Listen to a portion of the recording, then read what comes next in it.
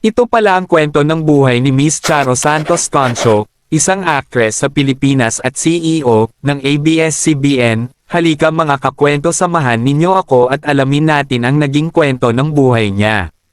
Si Charo Santos Concho o Maria Rosario, Charo, Navarro Santos Concho ay isa sa pinakamaimpluwensyang personalidad sa kasaysayan ng media sa Pilipinas. Mula sa pagiging beauty queen at premyadong aktres mula sa probinsya, siya ay naging kauna-unahang babaeng presidente at CEO ng ABS-CBN. Ipinanganak siya noong October 27, 1955, sa Calapan Oriental, Mindoro, at ang kanyang buhay ay umabot na sa mahigit 6 dekada ng makasaysayang ambag sa pelikula, telebisyon, at pamumunong pangkorporasyon. Ang kanyang paglalakbay ay isang halimbawa ng pagsasama ng malasakit sa sining at matalas na estratehiya sa negosyo. Maagang buhay at edukasyon, 1955 hanggang 1976. Lumaki si Charo sa isang malapit at mapagmahal na pamilya sa Calapan, Oriental, Mindoro. Siya ay anak ni Dr. Winifredo Santos, isang manggagamot, at ni Nora Navarro Santos, at isa siya sa 6 na magkakapatid. Isa sa pinakamahalagang alaala niya noong kabataan ay nang mapalibutan silang magkakapatid ng mga siga sa isang pantalan sa Mindoro. Sa halip na matakot, mahinahong sinabi ng kanyang ama na tumayo sila at ipaglaban ang kanilang sarili. Ayon kay Charo, dito niya natutunang may lakas siyang kayang harapin ang anumang pagsubok sa buhay. Mahusay siya sa pag-aaral at nagtapos bilang valedictorian sa Holy Infant Academy noong 1972. Lumuwas siya sa Maynila upang mag-aral sa St. Paul University Manila, dating St. Paul College of Manila. Noong 1976, nagtapos siya bilang cum laude sa kursong Bachelor of Arts in Communication Arts. Pagkaraan ng maraming dekada, ginawaran siya ng Honorary Doctor of Humanities degree bilang pagkilala sa kanyang makabagong kontribusyon sa media at makabuluhang pagkukwento. Pageantry at pagsikat sa pelikula, 1970s hanggang 1980s. Nagsimula ang pagpasok ni Charo sa mundo ng publiko sa pamamagitan ng pageantry at pagmomodelo.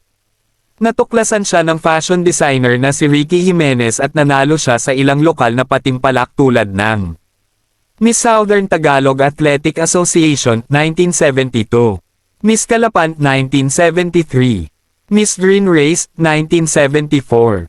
Lalong nakilala si Charo nang koronahan siyang Miss Baron Travel Girl noong 1976.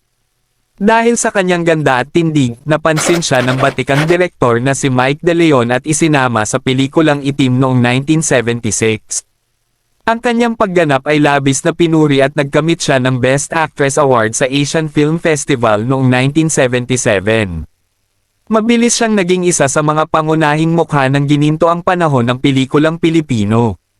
Ilan sa kanyang mahahalagang pelikula ay Kakaba-Kaba, Kaba, Kisap Mata, Metro Manila Film Festival Best Supporting Actress, Gumapang Ka sa Losak, Pag-aasawa at Pamilya. Habang nagtatrabaho bilang print ad model, nakilala ni Charo si Cesar Rafael Concho Jr., isang kilalang negosyante. Sa kabila ng 24 na taong agwat ng edad, nabuo ang kanilang matatag na relasyon at ikinasal sila sa isang pribadong seremonya sa Pebble Beach, California noong November 9, 1982. Nagkaroon sila ng 2 anak na lalaki, sina Cesar Francis at Rafael Martin, at kalaunan ay 3 apo.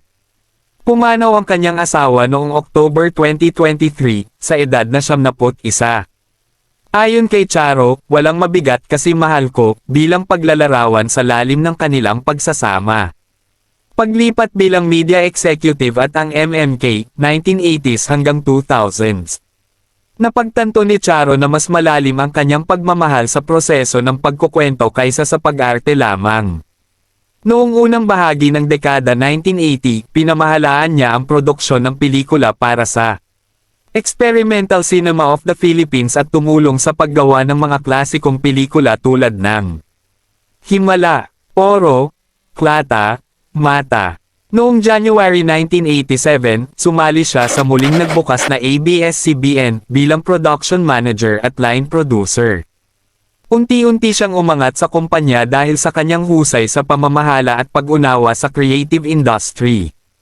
Malaki ang naging papel niya sa pagtatatag ng ABS-CBN, at sa pagbuo ng ABS-CBN, ang talent management arm ng network. Noong 1991, naging host siya ng Maalaala Mo Kaya o MMK, isang lingguhang drama anthology na hango sa totoong sulat ng mga ordinaryong Pilipino. Tumagal ito ng higit 3 dekada at kinilala bilang pinakamahabang drama anthology sa Asia. Dahil dito, naging kilala si Charo bilang Mother Confessor ng sambayanang Pilipino dahil sa kanyang mahinahon at makataong paraan ng paglalahad ng mga kwento ng buhay. Pamumunong pangkorporasyon, pagbasag sa Glass Ceiling 2007 hanggang 2016. Upang higit pang mapalawak ang kanyang kakayahan bilang executive, nagtapos si Charo ng Advanced Management Program sa Harvard Business School noong 2007. Noong March 3, 2008 hinirang siyang presidente ng ABS-CBN Corporation, at noong 2012 ay naging CEO siya ng kumpanya. Nagbalik din siya sa pag-arte at muling pinatunayan ang kanyang husay sa mga proyekto tulad ng Whether the Weather is Fine, FPJ's Batang Quiapo bilang Matilde, Tindeng, Asuncion, Only We Know kasama si Dingdong Dantes. Ang kwento ng buhay ni Charo Santos Concho ay patunay na ang isang babaeng nagmula sa Mindoro ay maaaring magtagumpay hindi lamang sa pelikula at telebisyon kundi maging sa pinakamataas na antas ng pamumuno sa media industry ng Pilipinas. Nagustuhan nyo ba ang ating video mga kakwento? Wag mo naman kalimutang i-like ang video natin at i-follow mo na rin ako, para updated ka sa mga bagong video natin at i-comment mo na rin dyan sa baba kung saan lugar ka para alam ko kung saan nakarating ang ating video. Salamat!